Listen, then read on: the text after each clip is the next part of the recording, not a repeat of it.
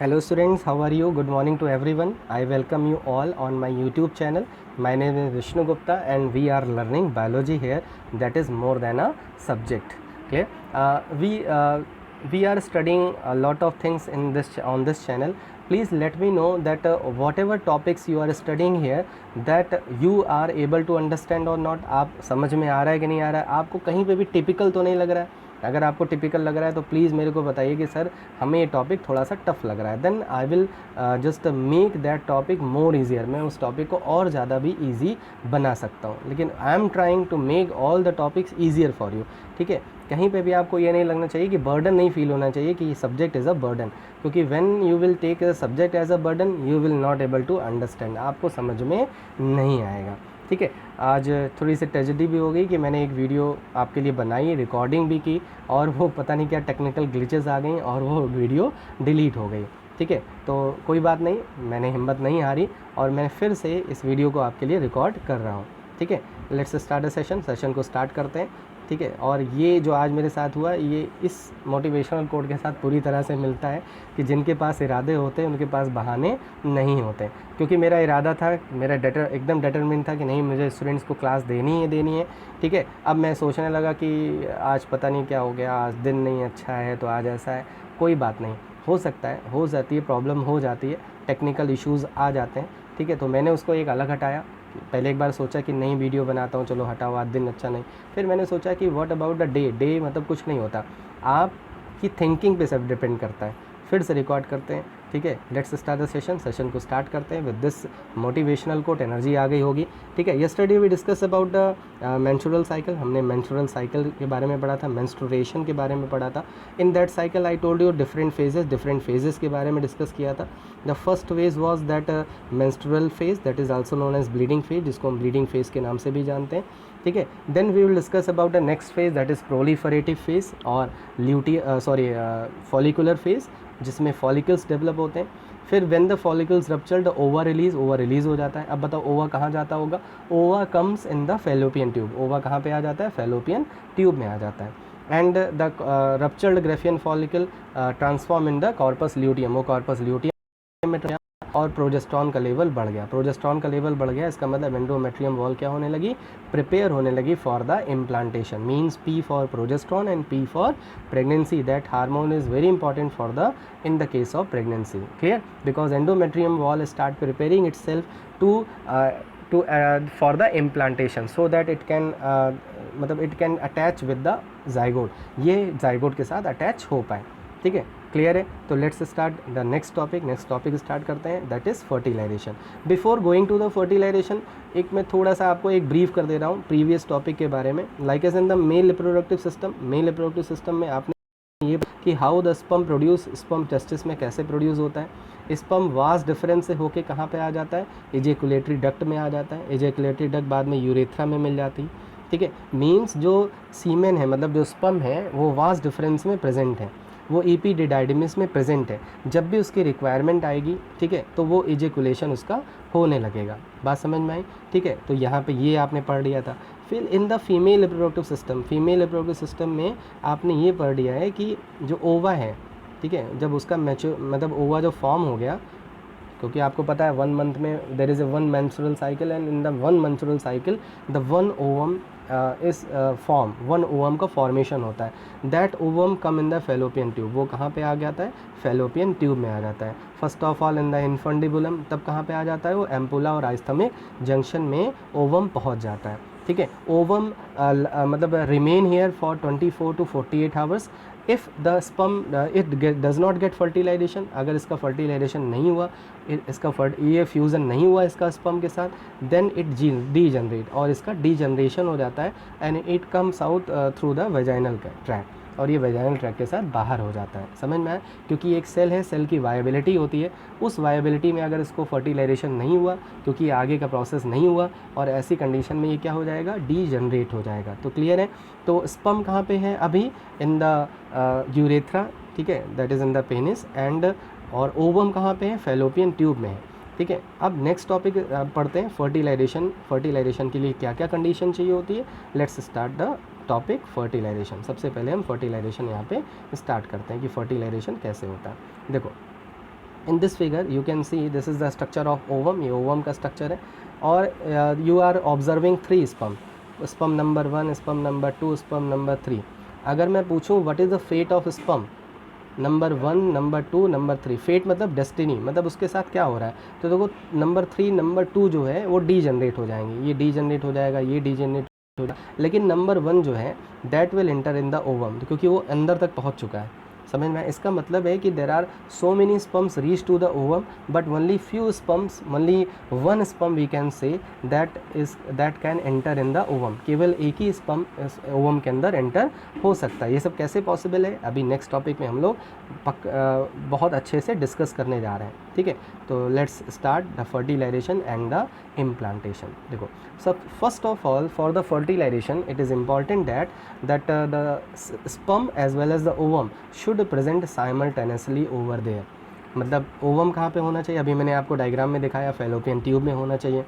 Sperm भी vaginal tract में आ जाना चाहिए, ठीक है। अगर वेजाइनल ट्रैक में स्पर्म है और ओवम भी कहाँ पे, फैलोपियन ट्यूब में आ चुका है, then there will be a chance of fertilisation, तब फर्टिलाइजेशन के चांसेस बढ़ जाएंगे। इसीलिए एक स्टेटमेंट लिखी होती है कभी कभी क्वेश्चन में कि every copulation does not result to fertilisation, हर एक कॉपुलेशन का रिजल्ट फर्टिलाइजेशन नहीं होता। क्यों नहीं होता? क्योंकि स्पर्म तो पहुंच जाता है but there is no ovum, ovum वहाँ पे नहीं होता। तो let's start the first step of the fertilisation, that is insemination, ठीक है। देखो इनसेमिनेशन सीमेन से बना, insemination, when the semen reach to the vaginal tract, this process is known as insemination. This is reached by a process that is known as sexual intercourse, sexual intercourse भी बुलाते हैं इसको, copulation भी बुलाते हैं, और इसको क्या बुलाते हैं, coitus, ठीक है। During coitus the semen ejaculate in the vaginal tract, ठीक है, by the penis that is ejaculated in the vaginal tract, वो वेजाइनल ट्रैक में एजिकुलेशन उसका हो जाता है। And already you know that the semen contain how many sperm, approximately 200 million sperm होते हैं।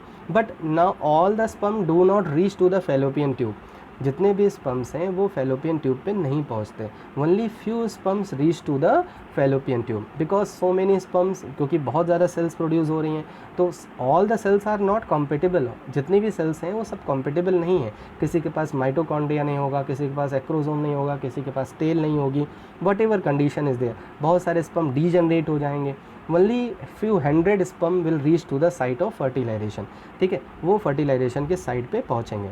एक बार मैं और आपको डायग्राम में थोड़ा सा और ब्रीफ कर दे रहा हूँ, ठीक है। ये देखो इस कैसे स्पर्म पहुँचता है फैलोपियन ट्यूब पे। In the vaginal tract the there is a deposition of the semen, ठीक है, in the semen sperms are present but few 100 sperms reach to the fallopian tube. ये देखो डॉट डॉट में जो बना रहा हूँ, ये इस तरह से स्पर्म कहाँ पहुँच जाते हैं, फैलोपियन ट्यूब में, बोथ साइड, जरूरी नहीं कि एक ही साइड पहुँचे, both the side the sperm reach swim towards the fallopian tube, ठीक है। अब देखो अगर वहाँ पे ओवम है, ठीक है, अब यहाँ पे अगर ओवम है, चाहे इस साइड पे हो चाहे इस साइड पे हो, लेकिन अगर ओवम है then the sperm will fertilise with the ovum, तभी स्पर्म के साथ ओवम का फर्टिलाइजेशन हो सकता है, otherwise there will be no fertilisation, otherwise fertilisation नहीं होगा। तो पहला पॉइंट क्लियर हो गया, इंसेमिनेशन क्या होता है। सबसे पहले फर्टिलाइजेशन का पहला स्टेप होगा इंसेमिनेशन, और इंसेमिनेशन कैन बी नेचुरल और आर्टिफिशियल भी हो सकता है, ठीक है। आर्टिफिशियल लेवल पे भी इंसेमिनेशन होता है। कब होता है ऐसा कि when the male couple is not able to produce the sperm, ऐसी कंडीशन में आर्टिफिशियल इंसेमिनेशन की हेल्प ली जाती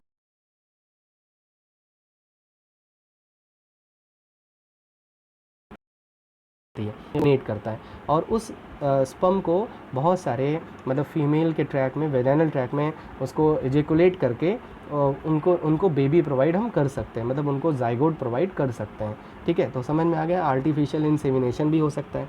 अब देखो इंसेमिनेशन जब हो जाएगा तो स्पर्म तो पहुंच गया, स्पर्म जो है वो अभी इनएक्टिव है, मतलब जो स्पर्म वहाँ पे अभी पहुँचा है वो अभी क्या है, इनएक्टिव है। इनएक्टिव क्यों है? क्योंकि जो एक्रोसोम होता है ना, उसके ऊपर एक इनएक्टिव लेयर होती है, किसके ऊपर, एक्रोसोम के ऊपर, ठीक है। That layer is removed by some substances release in the vaginal tract, ठीक है।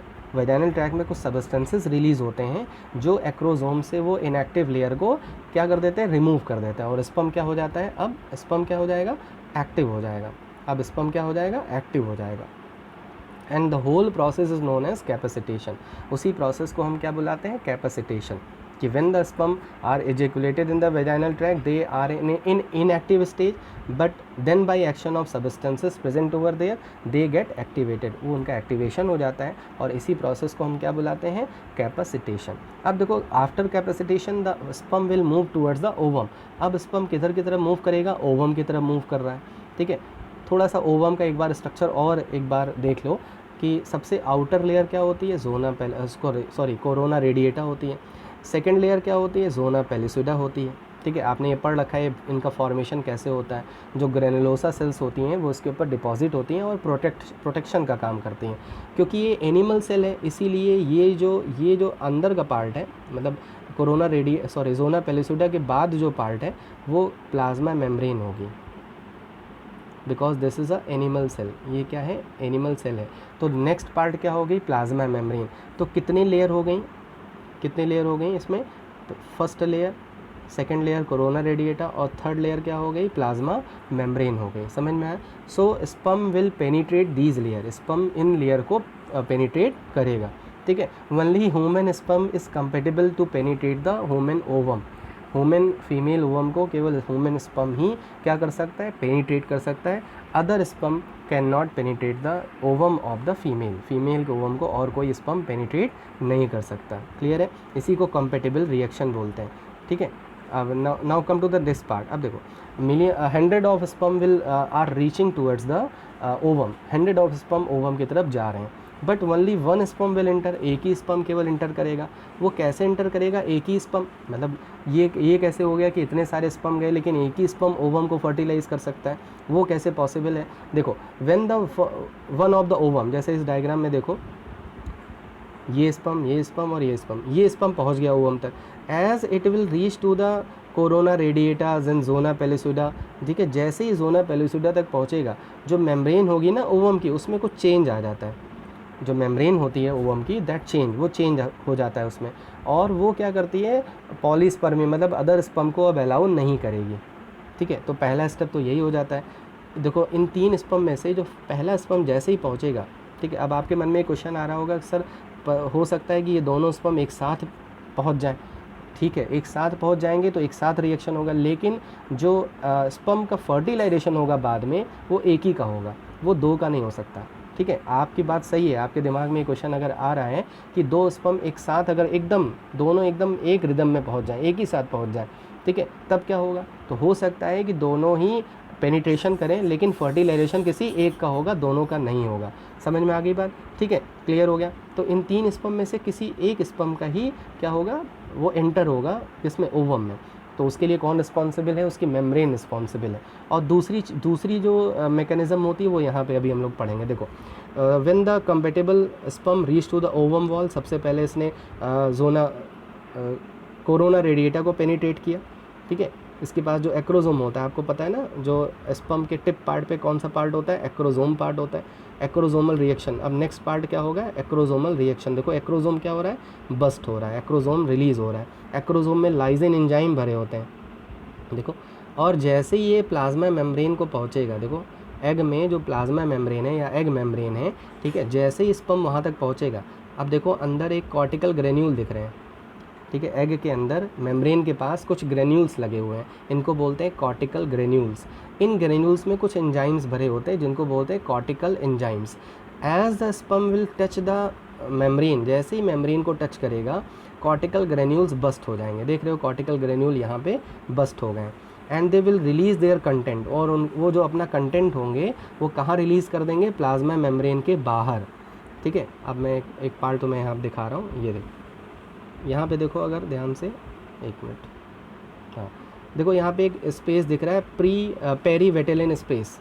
नोट कर लो, पेरीवेटेलिन स्पेस क्या होता है, space between the zona pellucida और प्लाज्मा मेम्ब्रेन, और प्लाज्मा, एक मिनट, और प्लाज्मा मेम्ब्रेन, इन दोनों के बीच में जो स्पेस होता है उसी को बोलते हैं हम पेरीवेटेलिन स्पेस।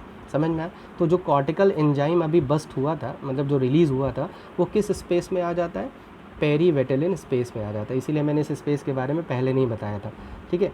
क्लियर हो गया। तो पेरीवेटेलिन देखो ये स्पेस है, ये स्पेस जो है पेरीवेटेलिन स्पेस है, जिसमें कौन सा एंजाइम भर रहा है, दैट इज़ कॉर्टिकल एंजाइम। अब ये कॉर्टिकल एंजाइम में भरेगा तो ये पूरी मेम्ब्रेन को ब्लॉक कर देगा, सीमेंट की तरह से हार्ड ब्लॉक कर देगा, और जब हार्ड ब्लॉक कर देगा तो कोई और स्पर्म इसमें एंटर नहीं कर सकता।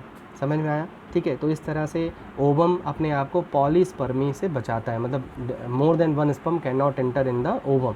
क्लियर हो गया? ये नेक्स्ट टॉपिक क्लियर हो गया कि पॉलीस्पर्मी कैसे नहीं हो पाती, मतलब a more than one sperm can not enter in the ovum, वो ओवम में एंटर नहीं करेंगे।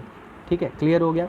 अब नेक्स्ट क्या होगा, एक्रोसोमल रिएक्शन आपको मैंने बता दिया। एक्रोसोमल रिएक्शन में क्या होगा कि in the acrosomal reaction, acrosome में लाइजिन एंजाइम भरे होते हैं। ये कैटेगरी एंजाइम की, ये एक एंजाइम नहीं होता, लाइजिन एंजाइम होते हैं। एनसीईआरटी में केवल लाइजिन एंजाइम ही लिखा हुआ है, ठीक है, लेकिन मैंने यहाँ पे उनकी कैटेगरी भी रखी, उनका नाम भी लिख दिया है।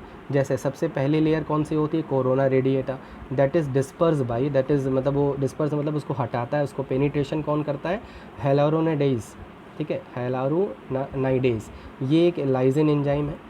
उसके बाद जो एक्रोजिन होता है that penetrate the zona pellucida, वो जोना पेलिसिडा को क्या करता है, पेनिट्रेट करता है। तो इसका मतलब है जो एक्रोसोम में जो लाइजिन एंजाइम भरे होते हैं वो कोरोना रेडिएटा और जोना पेलिसिडा को क्या करते हैं, पेनिट्रेट करते हैं, ठीक है। और जब पेनिट्रेट करते हैं, ठीक है, तो जैसे मान लो ये स्पर्म यहाँ पे ऐसे पहुँच गया है, तो जब पेनिट्रेट करते हैं तो पेनिट्रेशन से सबसे पहले corona radiata, then zona pellucida, plasma membrane, और स्पर्म कहाँ एंटर हो जाता है, ओवम के अंदर एंटर हो जाता है। क्लियर हो गया? समझ में आ गया कि स्पर्म कैसे एंटर होगा ओवम के अंदर। किसी किसी बुक में ये भी लिखा हुआ है कि जहाँ पे जिस साइड पे स्पर्म एंटर करता है वहाँ पे कोन की तरह स्ट्रक्चर बन जाता है। कोन आपने देखा है ना, इस तरह से कोन लाइक स्ट्रक्चर बन जाता है। इसी स्ट्रक्चर को फर्टिलाइजेशन कोन बुलाते हैं। इसी स्ट्रक्चर को हम क्या बुलाते हैं, फर्टिलाइजेशन कोन। और इसी फर्टिलाइजेशन कोन में ये ऐसे ना विली बने होते हैं, और इसी फर्टिलाइजेशन कोन के थ्रू जो स्पर्म है वो एंटर कर जाता है ओवम में। समझ में आया? ठीक है। तो as at the site where the sperm penetrate the ovum, वहाँ पे एक फर्टिलाइजेशन कोन की तरह स्ट्रक्चर बन जाता है, और उसी कोन के थ्रू जो स्पर्म है वो कहाँ पे एंटर हो जाता है, इन द ओवम, ओवम में एंटर हो जाता है। तो जैसे एंट्री होगी, अभी फर्टिलाइजेशन नहीं होगा, याद रखना, ठीक है, बहुत ज़्यादा जल्दीबाजी में नहीं रहो कि एंट्री हो गई तो स्पर्म का फर्टिलाइजेशन होगा, नहीं। आप याद करो कि secondary oocyte, yesterday you discuss about the secondary oocyte। Secondary oocyte में मियोसिस सेकंड कंप्लीट हुआ था, नहीं हुआ था। मियोसिस सेकंड रेस्टिंग स्टेज में चला गया था, कंप्लीशन नहीं हुआ था, ठीक है। तो अभी भी सेकेंडरी oocyte किस स्टेज में अरेस्टेड है, मियोसिस सेकंड स्टेज में अरेस्टेड है। As the sperm will enter in the ovum, जैसे ही स्पर्म ओवम में पहुँचेगा, ठीक है, वहाँ पे एंटर करेगा, first of all there will be a completion of meiotic second. सबसे पहले मियोसिस सेकंड कंप्लीट होगा और दो सेल बनेंगी। पहली सेल का नाम होगा हैप्लॉइड ओवम ऊटिड, और सेकंड पोलर बॉडी। एक पोलर बॉडी पहले से ही बन चुकी है, आपको पता है, और यहाँ पे दूसरी पोलर बॉडी बनेगी। कमेंट बॉक्स में लिखना कि इन दोनों में क्या डिफरेंस है, ऊटिड और पोलर बॉडी में, सेकंड पोलर बॉडी में क्या डिफरेंस होगा, ये कमेंट बॉक्स में लिखना। और सिमिलरिटी क्या होगी, दोनों में सिमिलरिटी क्या है और दोनों में डिफरेंस क्या है, ठीक है। उसके बाद देखो अब क्या होगा, हैप्लॉइड न्यूक्लियस ऑफ स्पर्म जो हेड में प्रेजेंट था, ओवम और ओवम का जो न्यूक्लियस है, दोनों न्यूक्लियस क्या हो जाएंगे, फ्यूज़ हो जाएंगे, और इसी को क्या बुलाते हैं, फर्टिलाइजेशन। और फर्टिलाइजेशन का रिजल्ट क्या होता है, जाइगोट होता है। बात समझ में आ गई? तो this is about the fertilisation. ये मैंने पूरा स्टेप आपको फर्टिलाइजेशन पे बता दिया। एक बार मैं और ब्रीफ कर दे रहा हूँ। सबसे पहले होता है फर्स्ट स्टेप क्या होगा फर्टिलाइजेशन का, that will be insemination. Second step होगा कैपेसिटेशन, ठीक है। फिर कैपेसिटेशन के बाद मैंने आपको बताया कि जो स्पर्म की, एक स्पर्म से ज़्यादा की जो एंट्री है उसको कैसे ब्लॉक करते हैं। तो ये दो प्रोसेस मैंने लिख रखे हैं। इन्हीं दोनों प्रोसेस के थ्रू जो ओवम होते हैं दैट चेक द पॉलीस्पर्मी। देखो बायोलॉजी में जहाँ पे भी चेक वर्ड आ जाए उसका मतलब होता है वो वाली चेकिंग नहीं कि जो आपकी गेट पे होती है, एग्ज़ाम के टाइम पे होती है। इस चेकिंग का मतलब होता है, चेक का मतलब होता है रोकना, ठीक है। तो इट चेक द पॉलीस्पर्मी, ये पॉलीस्पर्मी को क्या करता है, चेक मतलब रोकता है। कैसे रोकता है, ये 2 पॉइंट उसके लिए मैंने आपको एक्सप्लेन भी कर दिए, यहाँ पे लिखे भी हैं। नेक्स्ट प्रोसेस जो होगा that will be acrosomal reaction, वो एक्रोसोमल रिएक्शन होगा। ठीक है। एक्रोसोमल रिएक्शन के थ्रू ही जो है जो स्पर्म है वो पेनिट्रेट कर सकता है ओवम की प्रोटेक्टिव लेयर को। जैसे ही पेनिट्रेशन करेगा स्पर्म की एंट्री हो जाएगी। एंट्री होते ही फर्टिलाइजेशन के पहले ही, फर्टिलाइजेशन पहले नहीं होगा, सबसे पहले मियोसिस सेकंड कंप्लीट होगा, ठीक है। और जो ओवम बनेगा उसका न्यूक्लियस स्पर्म के न्यूक्लियस के साथ फर्टिलाइजेशन कर देगा। सेकेंड पोलर बॉडी का फर्टिलाइजेशन नहीं होता यूजुअली और वो डीजनरेट हो जाती है, ठीक है। आप कमेंट बॉक्स में दोनों में डिफरेंस और दोनों में सिमिलरिटी ज़रूर लिखना, ठीक है। क्लियर हो गया। अब जैसे ही जाइगोट बना, ठीक है, जैसे ही जाइगोट बनेगा, जाइगोट अब बताओ जाइगोट किस साइड पे बनेगा? फर्टिलाइजेशन साइड पे। फर्टिलाइजेशन कहाँ हुआ था? एम्पोलरी आइस्थमिक जंक्शन, तो वहीं पे जाइगोट बन जाएगा। तो ये अगर क्वेश्चन पूछ ले कि जाइगोट कहाँ पे बना, तो आइस्थमिक जंक्शन पे बना। अब जाइगोट वहाँ से मूव करेगा किधर की तरफ? यूटेरस की तरफ, और जाइगोट में क्लीवेज होगा। क्लीवेज मतलब डिवीज़न, ठीक है। अब दिमाग में क्वेश्चन आया होगा तुम्हारे कि क्लीवेज और डिवीज़न, तो क्लीवेज क्यों लिखा है, डिवीज़न क्यों नहीं लिखा?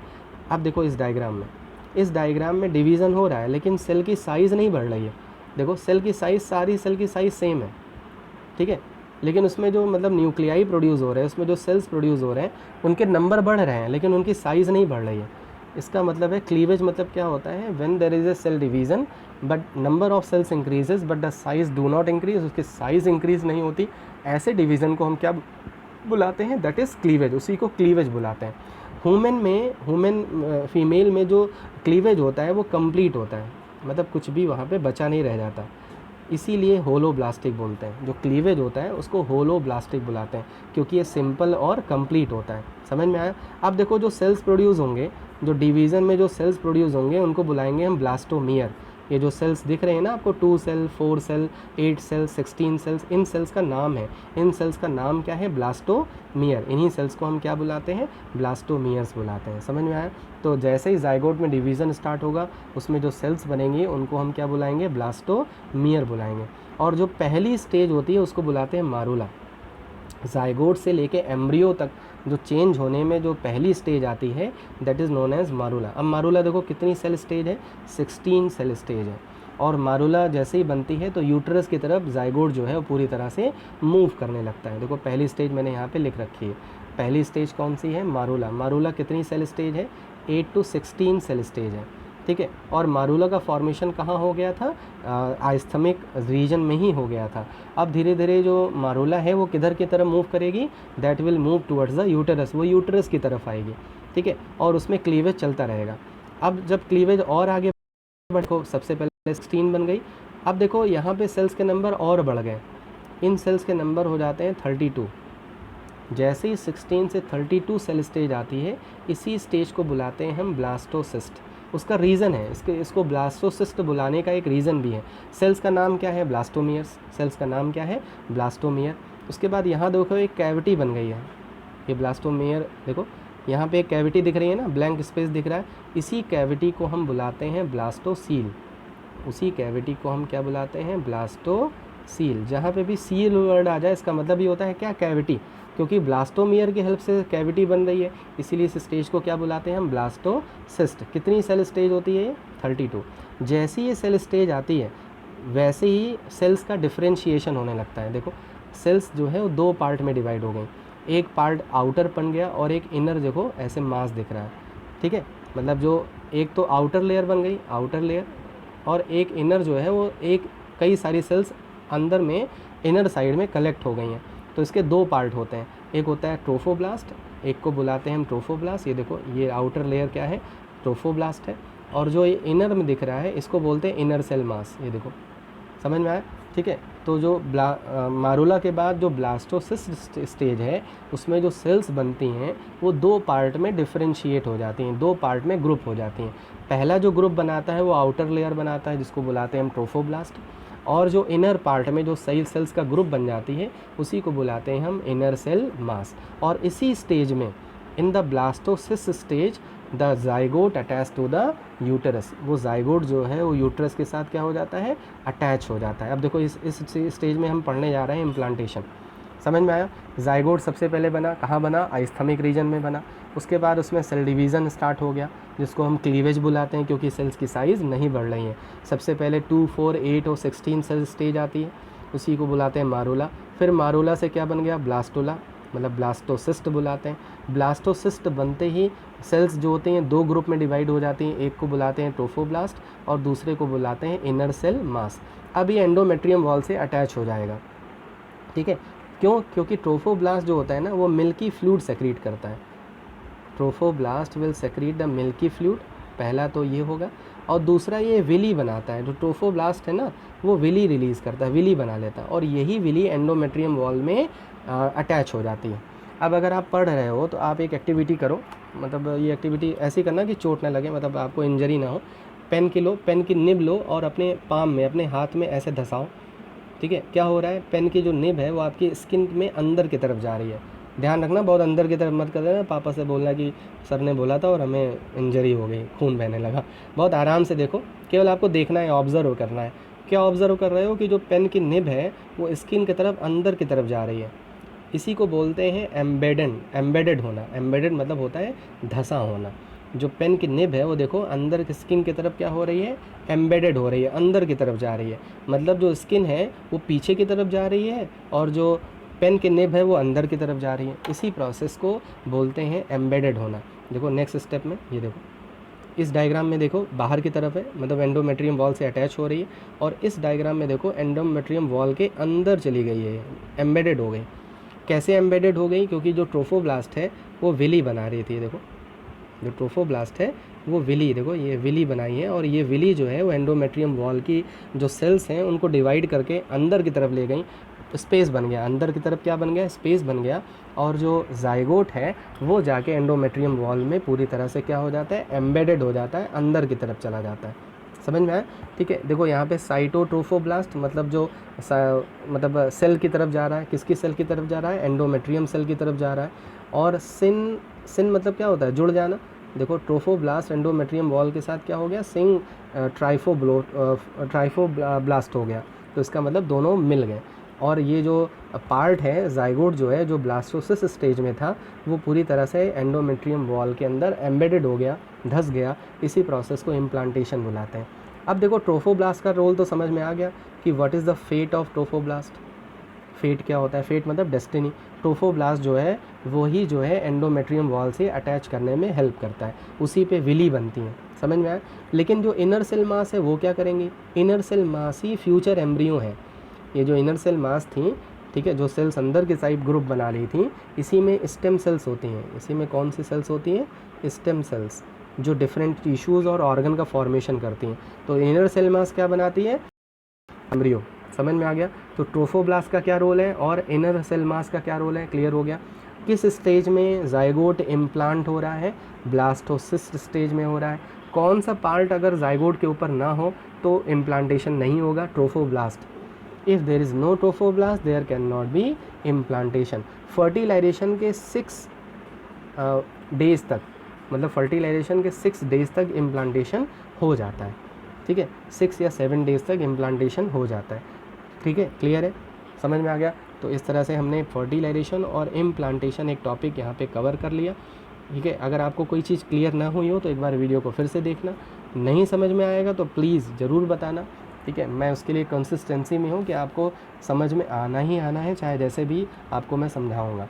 तो whatever doubts you are having please write down in the comment box, और please press the like button if you are liking this session, और इसको मैक्सिमम शेयर करिए ताकि मैक्सिमम स्टूडेंट्स को इसका बेनिफिट मिल पाए, ठीक है। इस दिन इन दिस लॉकडाउन पीरियड, ठीक है। और मैं बहुत अच्छा इनिशिएटिव लेके आया हूँ क्लास 12th के लिए, ताकि आपको एक एक टॉपिक बहुत अच्छे से क्लियर होता जाए, ठीक है। क्योंकि बहुत सारे ऐसे स्टूडेंट्स हैं जिनके पास बुक्स भी नहीं है, ठीक है। कोई दिक्कत नहीं, आपको कहीं पे भी ऐसा फील नहीं होगा कि आपके पास बुक नहीं है। That's why I am preparing presentation. नहीं तो मैं पेन के हेल्प से ही आपको पढ़ा देता, ठीक है। लेकिन मैंने सोचा कि नहीं, स्टूडेंट्स को प्रॉब्लम होगी, डिफ़िकल्टी होगी, that's why I am making presentation. इसलिए मैं प्रेजेंटेशन लेके आया हूँ आपके लिए, ठीक है, ताकि आपको नोट्स बनाने में, आपको कोई भी चीज़ क्लियर होने में कोई प्रॉब्लम ना हो, ठीक है। तो अगर मैं हार्ड वर्क कर रहा हूँ तो प्लीज़, अगर मैं ये एक स्टेप आ रहा हूँ तो आप अगर एक स्टेप भी आ जाएंगे ना तो मैं 10 स्टेप आपकी तरफ आऊँगा, ठीक है। तो इसीलिए please write down in the comment box how you are liking the session, and if any doubt is there please let me know, I will clear your doubts in the next class. So till then stay at your home, stay safe, keep learning, keep doing, keep studying. जय हिंद, जय भारत।